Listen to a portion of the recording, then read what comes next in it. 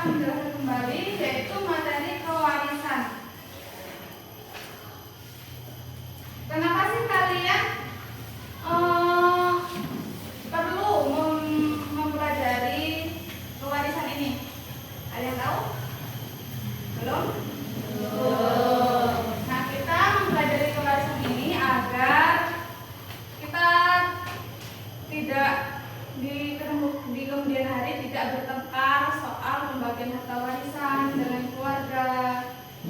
Dengan mempelajari ini nanti kita akan bisa tahu bagaimana cara pembagian ahli waris dalam agama Islam.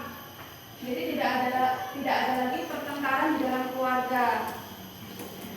Nah, di sini yang pertama, agama Islam mengajarkan aspek warisan kepada umatnya dikarenakan agama yang dibawakan Nabi Muhammad SAW ini sangat terjamin hak kepemilikan atas harta dan kelangsungan hidup keluarga. Orang yang meninggal dunia tetap terjamin hak milik kekayaannya supaya tidak dikuasai oleh orang lain yang tidak berhak memilikinya. Jadi, kewarisan ini akan menjamin hak kekayaan orang yang meninggal ini agar haknya tidak dimiliki dengan orang lain yang tidak berhak memilikinya.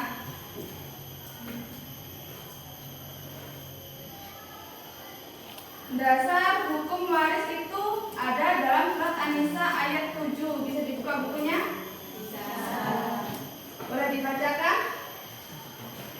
A'udzu billahi minasyaitonir rajim.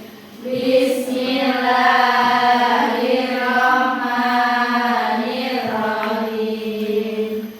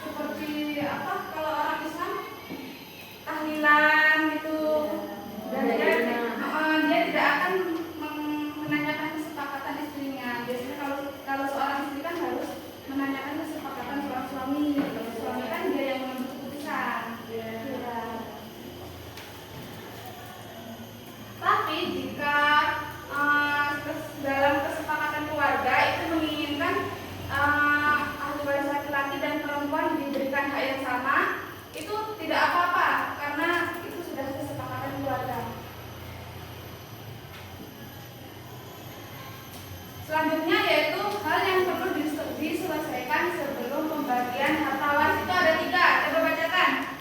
1. Biaya perawatan jenazah. 2.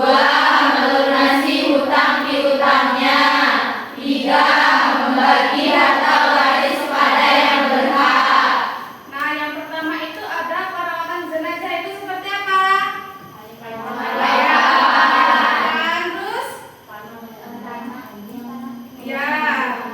Biaya penggalian kubur. Yang ketiga, biaya rumah sakit jika yang meninggal itu sakit.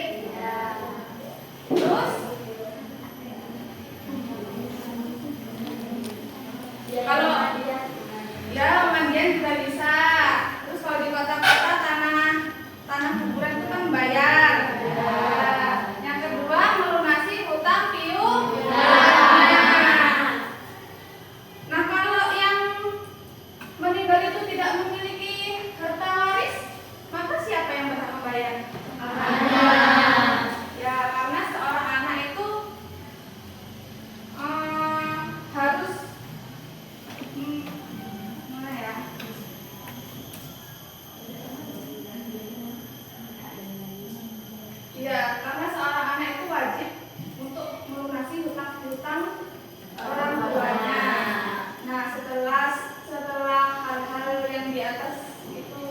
selesai, maka yang selanjutnya yaitu membagi harta waris kepada yang berhak.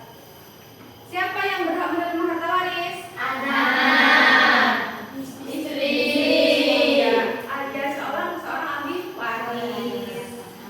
Yang selanjutnya yaitu sebab menerima harta waris. Yang pertama ada hubungan keturunan. Seperti apa? Kakek, cucu ya. Selanjutnya yaitu hubungan perkawinan. Contohnya hubungan memerdekakan budak dan hubungan agama.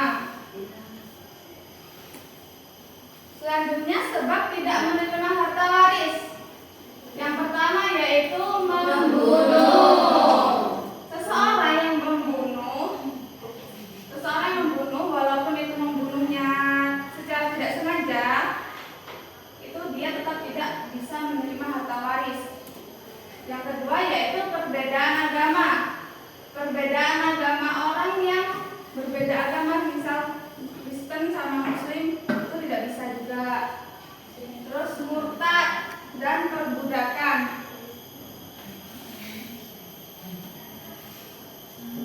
Ahli waris dan bagian-bagiannya. Yang pertama ada zawil furud.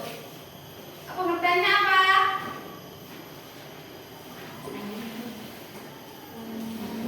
ahli waris laki-laki selain anak laki-laki, laki-laki dan cucu laki-laki. Zawil furud itu adalah ahli waris yang bagiannya sudah ada dalam bagian hukum agama. Sedangkan asabah itu dia hanya mendapatkan sisa dari pembagian zawil furud. Jadi kalau zawil furud itu sudah pasti bagiannya. Kalau asabah hanya sisa.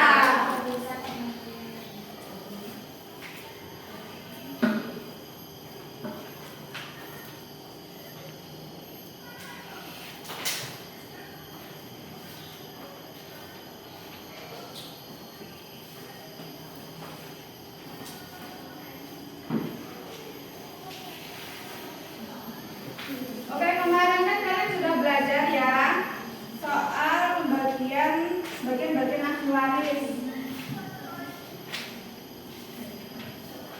Kalian bisa baca juga di buku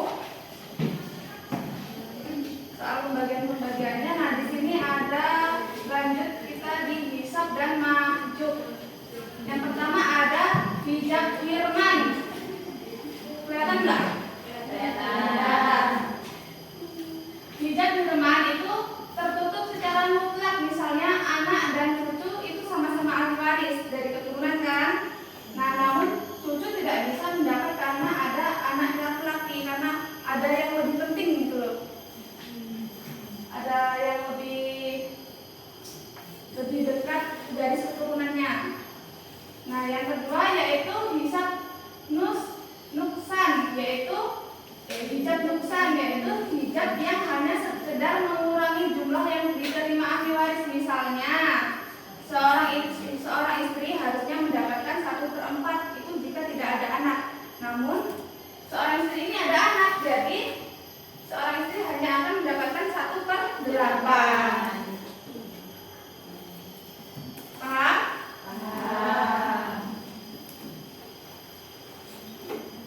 Oke, kalau sudah paham,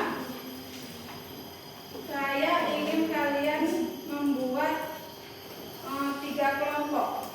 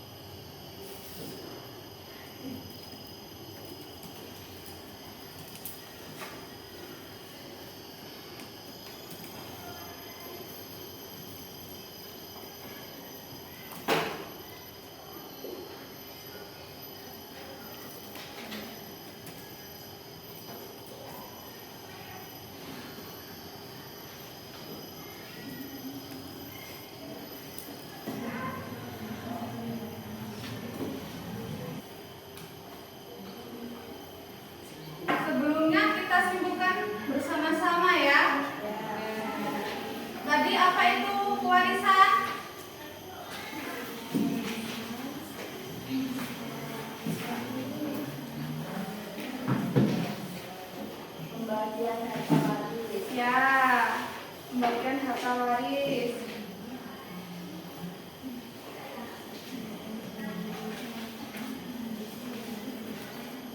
Kalau harta waris itu apa? Adalah harta ya, diwariskan oleh seseorang yang sudah meninggal. Hikmah dari pembagian harta waris Menghindari beberapa yang bertentangan dengan syariat. yang kedua, Menghindari persaudaraan dan kewajiban yang seimbang.